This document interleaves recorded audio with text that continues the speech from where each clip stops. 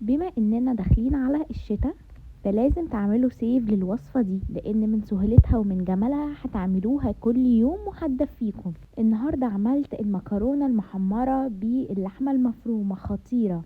معايا لحمة مفرومة نسبة الدهن فيها 15%، معايا بصلاية متوسطة مضروبة في الكبة، ومعايا صلصة الطماطم. بضيف كده اللحمة المفرومة بدون اي مادة دهنية، يعني عشان تستوي مع الدهون بتاعتها. وبضيف البصل تتعصج.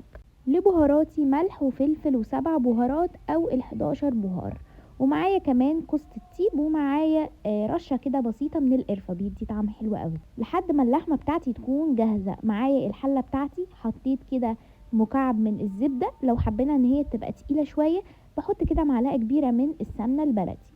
بضيف المكرونة المرمرية بالمنظر ده، اي نوع مكرونة تحبوه واي شكل طبعا، تاخد كده لون الذهبي. معلقتين كبار من الصلصة بتاعتي.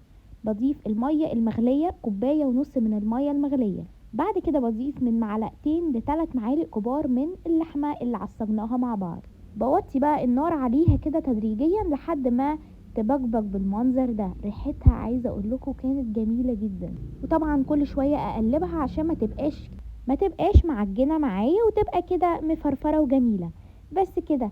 طبعا الاكله دي بتتاكل وهي سخنه، بتبقى خطيره. اعملوها وبألف هنا وشفا.